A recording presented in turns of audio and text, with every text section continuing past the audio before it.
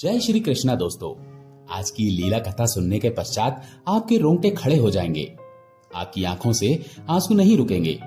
साथ ही साथ लड्डू गोपाल जी के प्रति आपके मन में श्रद्धा और विश्वास इतना अटूट हो जाएगा कि चाहे पूरी दुनिया में कोई लड्डू गोपाल के बारे में कुछ भी कहे, आपका विश्वास कभी भी डगमगाएगा नहीं। आप ठाकुर जी के साथ इस तरह से जुड़ जाओगे कि लाख परेशानी आने के बाद भी आपका विश्वास अटूट रहेगा। इस लीला कथा को अंत तक अवश्य सुनिएगा।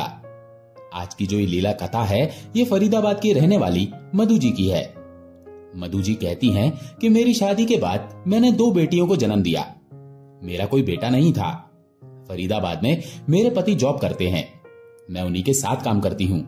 हम एक फ्लैट में रहते हैं और बेटा न होने के कारण हम बिल्कुल भी परेशान नहीं थे, क्योंकि मैं अपने घर में लड्डू गोपाल की सेवा करती हूँ और मैं अपने लड्डू गोपाल को ही अपना बेटा मानती हूँ।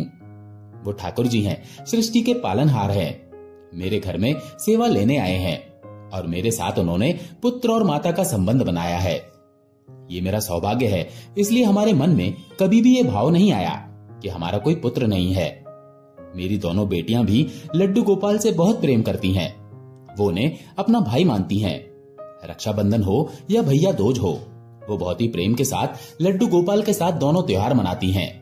जैसे एक भाई अपनी बहन की रक्षा करता है, जैसे एक भाई अपनी बहन की खुशियों के लिए उसकी हर बात को मानता है, उसी प्रकार ठाकुर जी ने हमेशा मेरी बेटियों का साथ दिया है।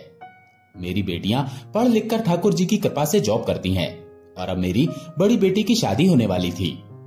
मधु जी कहती हैं कि ये लीला कथा ज्यादा पुरानी नहीं है। 2024 चल रहा था और जून का महीना था।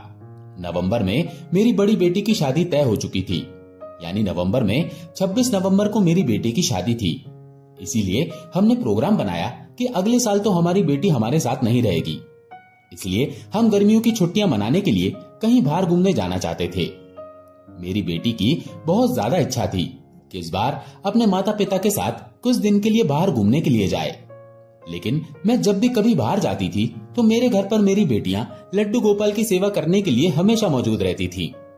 दोनों बेटियां बहुत अच्छे से बड़े प्रेम के साथ लड्डू गोपाल की सेवा की जिम्मेदारी निभा लेती थी। उन्हें कोई दिक्कत नहीं थी।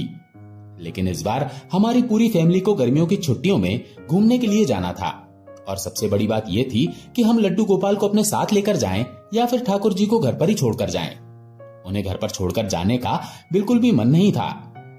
लेकिन मधु जी कहती हैं कि जब मैंने अपने गुरुजी से इस बारे में पूछा कि हम छुट्टियां मनाने बाहर जाना चाहते हैं, क्या हम लड्डू गोपाल को साथ लेकर जा सकते हैं, तो तब उनके गुरुजी ने कहा कि देखो, वो ठाकुर जी हैं, वो भगवान हैं। उन्हें जगह जगह पर लेकर जाना, उन्हें साथ साथ लेकर घूमना अच्छा नहीं होता। ठाकुर जी के लिए सारी व्यवस्थाएं घर पर ही कर जाओ। मानसिक रूप से ठाकुर जी को अपने साथ लेकर जाओ, क्योंकि जब भी हम कभी बाहर जाते हैं तो आपने देखा होगा, रास्ते में हम कुछ खाते हैं या बच्चे कुछ खाते हैं तो हमारे हाथ झूठे हो जाते हैं। कहीं हम टॉयलेट जाते हैं, कहीं पर हम बैठकर खाना खाते हैं, वहां पर प्याज लहसुन का पता नहीं, किस किस तरह का भोजन भी बनता है। तो मधु जी कहती हैं, उन्होंने मुझे अच्छे से समझाया कि भले ही मेरा उनके साथ बेटे का रिश्ता है, भले ही मैं उन्हें अपना पुत्र मानती हूँ, लेकिन सच्चाई तो ये है कि वो भगवान हैं, वो ठाकुर जी हैं। हमें इस बात को कभी नहीं भूलना चाहिए कि वो सृष्टि के पालनहार हैं, लड्डू गोपाल हैं, बिहारी जी का बाल स्वरूप हैं।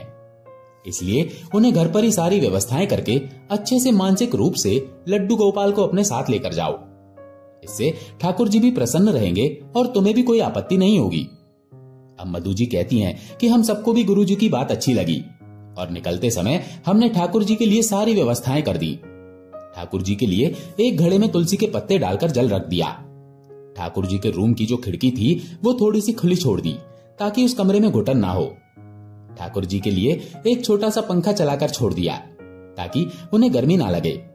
उनके नहाने के लिए स्नान जल, उनकी पोशाक, उनका बिस्तर और उनके खाने का सारा प्रबंध। उनके पास बेसन के लड्डू, ड्राई फ्रूट और कुछ ऐसे फ्रूट जो 3 दिनों तक खराब ना हो, क्योंकि 3 दिन का हमारा ट्रिप था।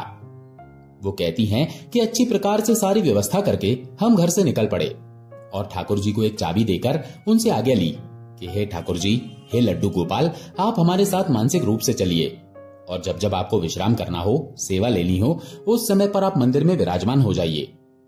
मधु जी कहती हैं, इस तरह से प्रार्थना करके हम सभी लोग गर्मियों की छुट्टियां मनाने चल पड़े। हम जाने के बाद बार बार अपने लड्डू गोपाल को याद कर रहे थे। हालांकि हम मानसिक रूप से उन्हें अपने साथ लेकर आए थे, लेकिन फिर भी हमें बार बार ठाकुर जी की याद आ रही थी कि हमारे लड्डू गोपाल अच्छे से मस्ती तो कर रहे होंगे, क्या हमारे बाल गोपाल अच्छे से होंगे। ये सब बातें मन में चल रही थी। जहां पर भी हम फ्रूट वगैरह लेते, मानसिक रूप से ठाकुर जी को भोग अवश्य लगाते थे। मधु जी कहती हैं, जब हम खाना खाते थे तो ठाकुर जी को भी मानसिक रूप से भोग लगाते थे। मानसिक रूप से उन्हें विश्राम कराना, स्नान सेवा देना, सब कुछ मैं अच्छे से कर रही थी। किसी बात के लिए कोई परेशानी नहीं हुई। एक बार भी मैं ठाकुर जी की सेवा नहीं भूली, क्योंकि इतने दिनों से उनके साथ एक रिश्ता बन गया था और हर पल ठाकुर जी हमारे दिमाग में, हमारे मन में, हमारी आत्मा में बसते हैं। हर समय उनकी छवि हमारी आंखों में रहती है। हर पल मुझे ठाकुर जी की याद आ रही थी। हम अच्छे से घूम रहे थे, पूरे मजे कर रहे थे, लेकिन बीच बीच में मैं ठाकुर जी का नाम राधे राधे का ध्यान भी लगा रही थी। एक बार एक समय ऐसा आया कि मेरा मन बहुत ज्यादा विचलित हो गया। मेरा मन इतना ज्यादा विचलित हो गया